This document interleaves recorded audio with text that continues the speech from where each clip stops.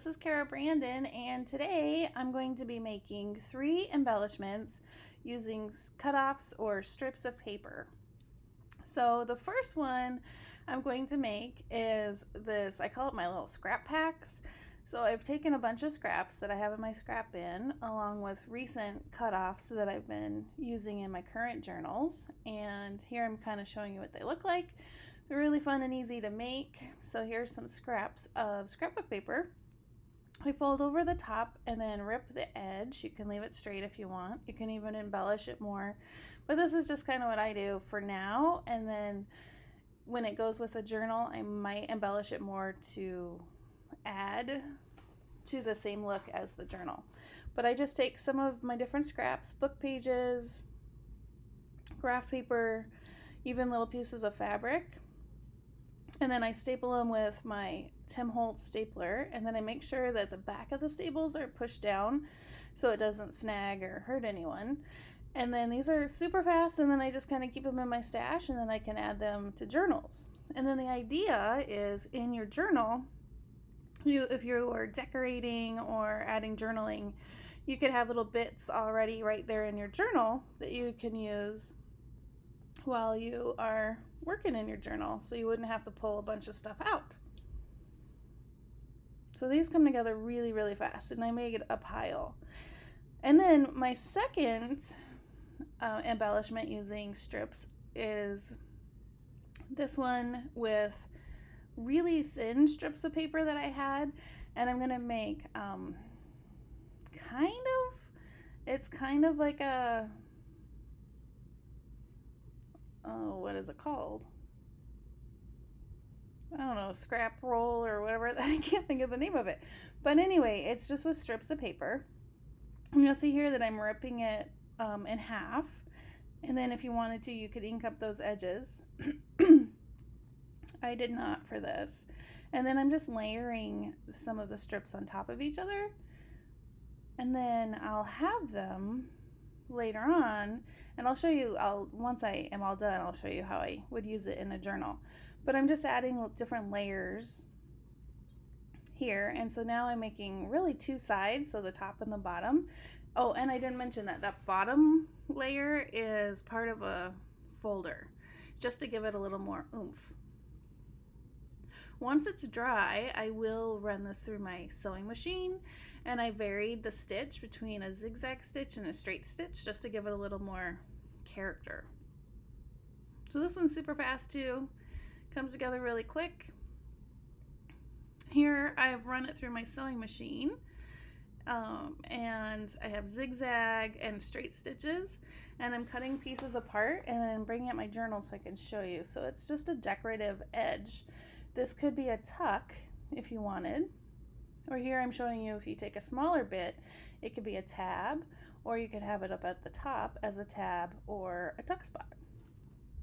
All right, so the third strip embellishment, I'm taking just a book page that's a cutoff, and then I'm gluing these other strips of paper on top. And I'm trying to decide which side to use. And again, varying sizes, doesn't matter.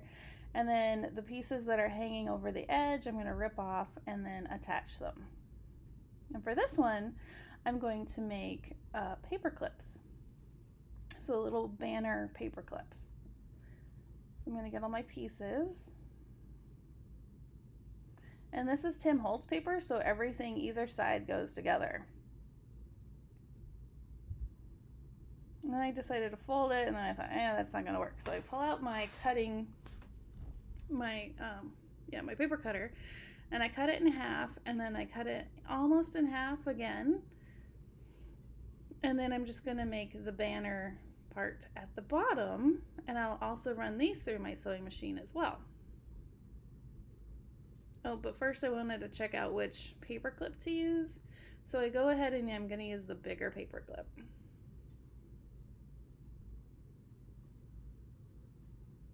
And any little bits like that one that were not staying down, I will glue. So here I'm going to make my banner bottom, or my fishtail.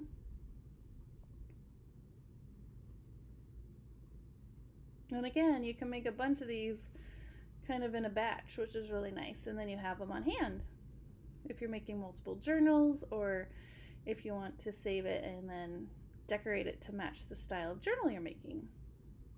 So here I've stitched around. Again, I use some straight stitch and some zigzag.